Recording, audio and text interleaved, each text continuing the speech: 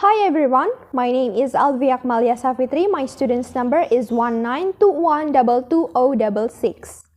Besides modifying content, here we also have modifying task. Exercises and activities in a commercial book like this and like this may need to be changed to give them additional focus. Nah, karena dalam commercial book seperti ini, biasanya itu mengajarkan langsung ke 4 skill bahasa sekaligus dalam satu unitnya. Sedangkan untuk EFL learners, itu biasanya hanya berfokus pada 1 atau 2 skill bahasa, entah itu dicampur-campur atau ya dikombinasikan seperti itu. Now, there are some types of modifying task. The first one is adding or deleting content. The book may contain too much or too little for the program.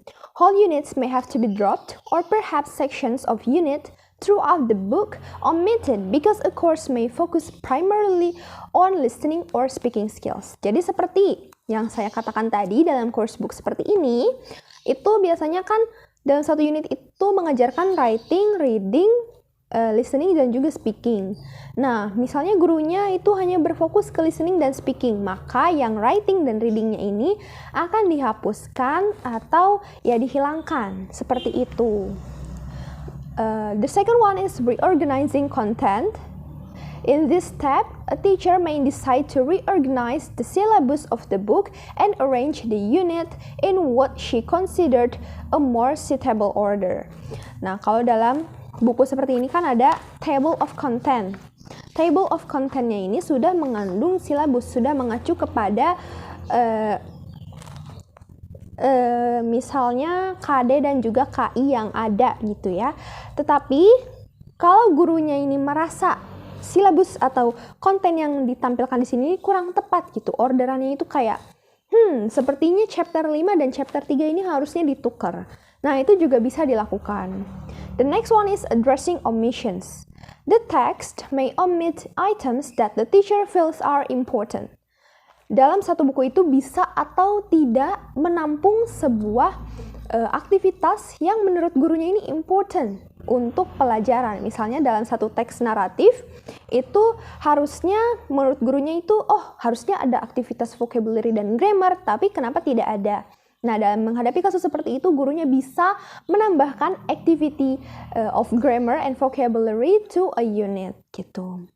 The next one is extending task. Exercises may contain insufficient practice and additional practice task may need to be added. Dalam satu buku, khususnya buku kerja yang seperti ini, itu memang mengandung banyak sekali tugas yang kebanyakan ini memang praktek. Tapi dari semua praktek ini tidak harus semuanya itu dilaksanakan karena ada yang mirip-mirip sehingga dirasa kurang efektif. Nah, dalam hal ini guru ini bisa mengurangi atau menambahkan praktis yang lain sehingga menjadikan isinya ini lebih efektif gitu ya. Lalu yang terakhir adalah expanding brings about a quantitative change. This is about expanding adds to the methodology by moving outside it and developing it in new direction. Nah, di sini contohnya adalah by putting a different language skills for a new component into a unit gitu. Nah, lalu selain dari modifying content dan juga modifying task, ada juga deleting. Nah, deleting ini mengandung 2 hal. Yang pertama adalah subtracting. Subtracting ini bermaksud untuk mengurangi the amount of the material. Jadi kalau dirasa dalam satu buku itu misalnya ada 10 bab dalam satu semester ya.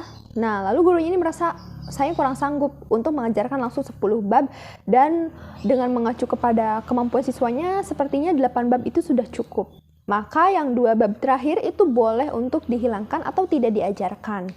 Lalu yang kedua adalah abridging. Abridging ini terjadi ketika setelah terjadinya subtracting atau pengurangan dari materi, itu si materi yang dikurangi itu digantikan oleh kegiatan lain atau oleh aktivitas lain atau bahkan oleh materi lain, tetapi penambahan atau pergantian ini tidak akan tidak akan memiliki efek pada keseimbangan dari materi dan pembelajarannya itu sendiri. Seperti itu. And that's what I can explain. Thank you for your attention.